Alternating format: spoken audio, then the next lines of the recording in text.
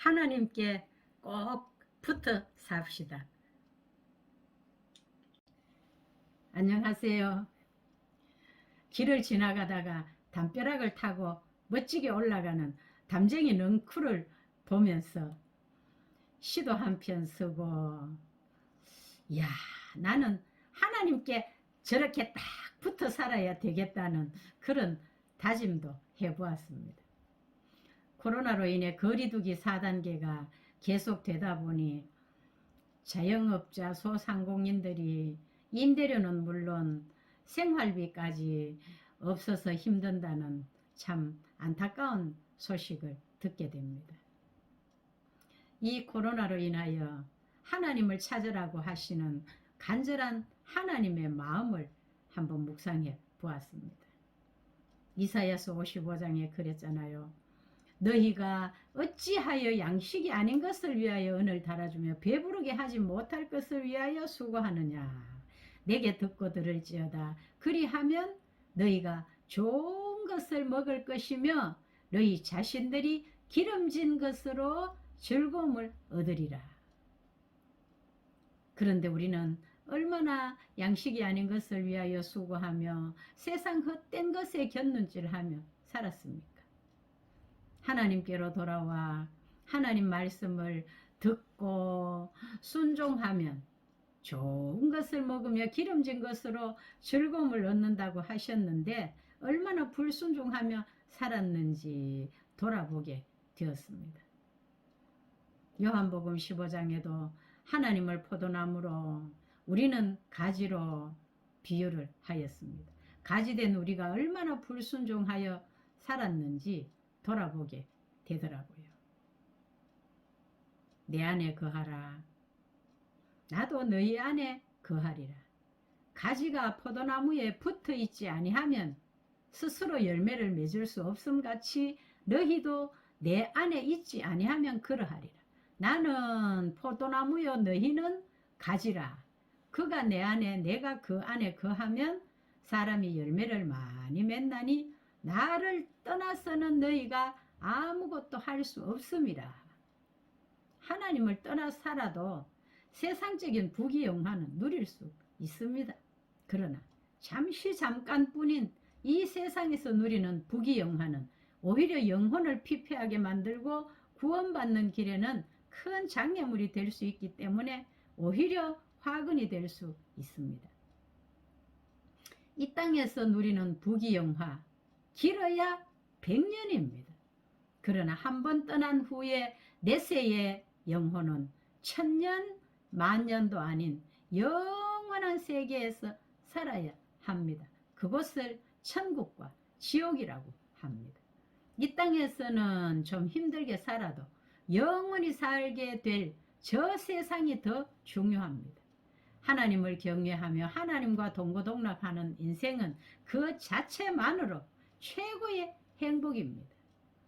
예수님을 믿음으로 구원받을 수 있는 것이지 세상의 부귀영화로 비록 선을 행한다 할지라도 예수님을 믿지 않고는 아무도 천국에 갈 수 없습니다.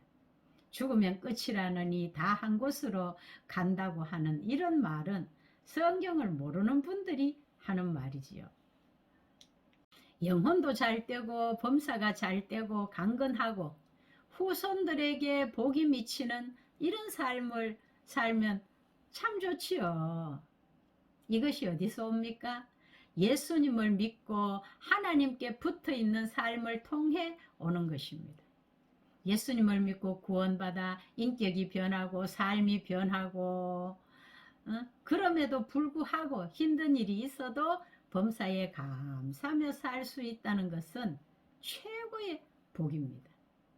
하나님은 지금도 기다리고 계십니다.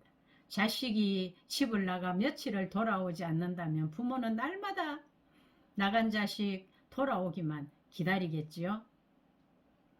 제 바로 위에 오빠가 바다에서 실종되고 다시는 집에 돌아오지 않게 되니 우리 아버지가 그 길로 음식을 끊으시고 막걸리로 연명을 하시면서 문을 열어놓고 실성한 사람처럼 자식 이름을 부르시는 모습을 저는 곁에서 지켜보았습니다. 부모의 간절한 심정 이상으로 하나님은 우리를 자녀 삼으시고 하나님께 돌아오면 모든 풍성한 좋은 것으로 주시겠다고 약속하셨습니다. 우리가 구하거나 생각도 하지 않은 것까지도 필요에 따라 하나님은 공급해 주시고 축복하시는 하나님이심을 경험하게 되면 하나님을 전하고 싶은 마음에 가만히 있을 수가 없습니다. 교회 다닌다고 다 성도가 아닙니다. 아직은 거듭나지 못하고 아직은 변화되지 못한 단계에서는 전도도 하지 못하고 불신자들과 별로 다를 바가 없습니다. 그런 교회 사람들 때문에 실망하고 교회에 등지고 사시는 분들의 이야기를 종종 듣게 되지요. 교회 다닌다고 사람 변하는 것이 그리 쉬운 것이 아니더라고요. 어느 초등학생이 학교에서 꿈이 무엇인지 적어내는 시간에 평소에 아빠한테서 사람이 돼야 된다는 말을 늘 듣던 이 아들이 사람 되는 것이 꿈이라고 적었다고 그 어머니가 걱정스럽게 말을 했습니다.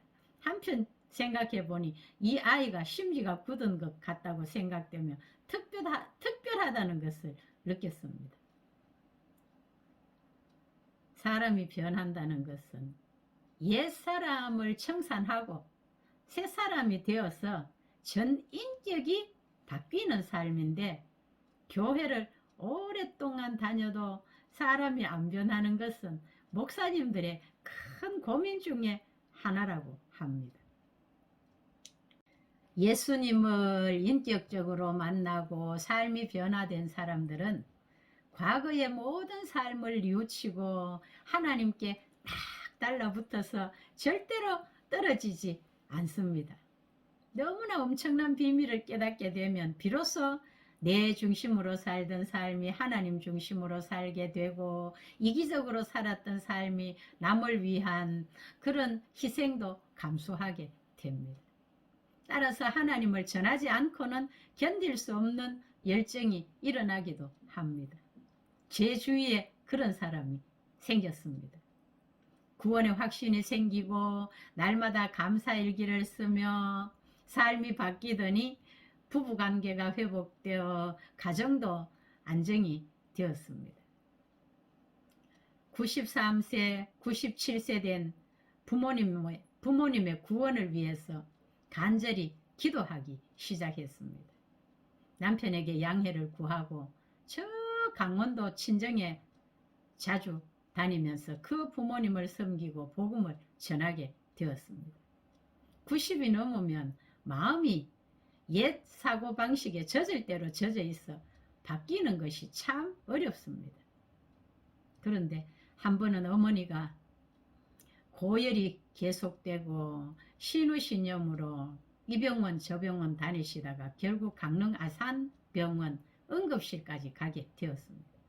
병원에서는 모든 수치가 다 비정상이고 오늘을 넘기기 힘든다고 가족들에게 연락하라는 말까지 하면서 심각한 상태가 되었습니다. 이 소식을 교회에 알렸고 목사님들과 많은 성도들이 기도하였습니다. 어떻게 되었을까요?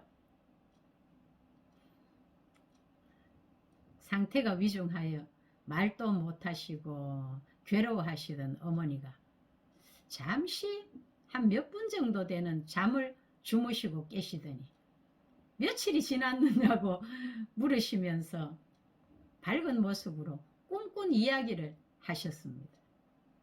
그런 이후에 모든 수치가 정상으로 돌아오기 시작했고 기적 같은 회복이 일어난 것입니다. 모두가 놀랐지요.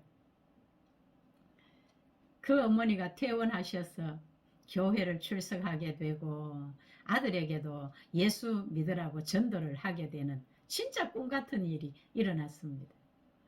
퇴원 후에 집에 오시는 요양보호사가 다니는 교회에서 처음 예배를 드리고 와서 그동안 내가 어둠을 빛으로 알고 속았다는 말을 하셨대요. 93세의 어머니가 교회 처음 갔다 와서 빛과 어둠을 말하시는 그 자체도 기적이지요.